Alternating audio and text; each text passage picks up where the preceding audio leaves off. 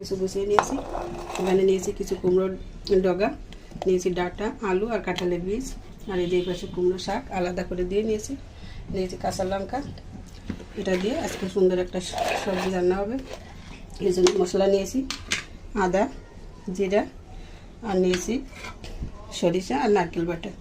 তো বন্ধুরা, আমি কড়াইতে কিন্তু তেলও বসিয়ে দিয়েছি, আর তেল গরম হয়ে গেছে। আমি এখন ফোড়নে দিয়ে দেবো। ফোড়নে দিচ্ছি কিছু রাঁধুনি আর শুকনো লঙ্কা। ফোড়ন থেকে সুগন্ধ ছেড়েছে, এখন দিয়ে দিচ্ছি কেটে রাখা সবজিগুলো। আগে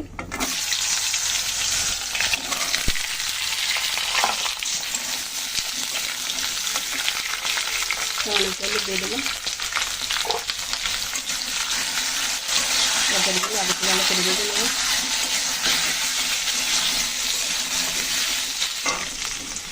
তরকারি দেখুন একদম লাল লাল করে ভেজে নিলাম। এখন দিয়ে দেবো কাঁচা লঙ্কাগুলো।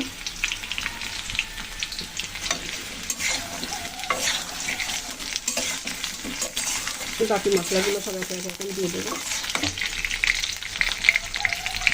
আদা বাটা,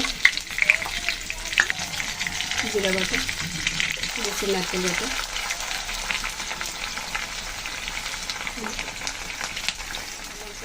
কিন্তু আলাদা গন্ধটা যাই বলেন না কেন।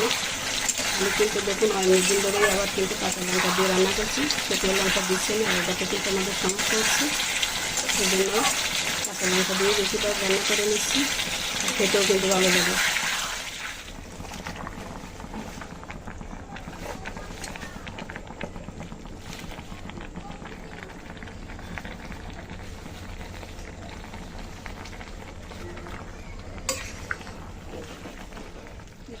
ঢাকা দিয়ে দিলাম,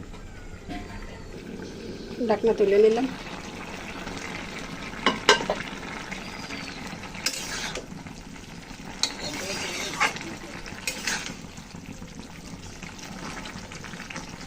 রান্না কিন্তু অর্ধেক হয়ে গেছে প্রায়। এখন আমি দিয়ে দিচ্ছি একটা নারকেল বাটা, দিচ্ছি সরিষা বাটা,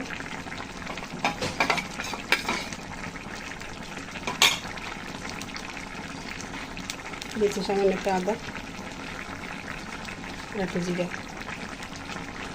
সব কিছু দিয়ে আবার ভালো করে মিশিয়ে দিচ্ছি। এটা সুন্দর সিদ্ধ হয়ে গেছে।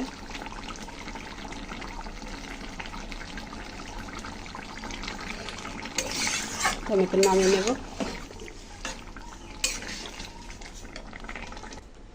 তো বন্ধুরা, নামিয়ে নিলাম। এই যে নিরামিষ সবজি, ধোয়া ওটা একদম খাবার কিন্তু আজকে একদম জমে যাবে। তো বন্ধুরা, ফ্লেভারটা দিয়ে এত সুন্দর ছেড়েছে, কী করে আপনাদেরকে বলবো। তো বন্ধুরা, রেসিপিটি আপনাদের কাছে কেমন লেগেছে কমেন্ট করে জানাবেন, অবশ্যই জানাতে কিন্তু ভুলবেন না। তো সবাই ভালো থাকুন, সুস্থ থাকুন। আজকের এই রান্না এই পর্যন্ত রাখছি। তো সবাইকে অসংখ্য ধন্যবাদ ও নমস্কার, এতক্ষণ আমার সাথে থেকে কষ্ট করে ভিডিওটি দেখার জন্য। তো সবাইকে আগাম শুভেচ্ছা জানিয়ে আজকের মতো বিদায় নিচ্ছি। Bye, tata.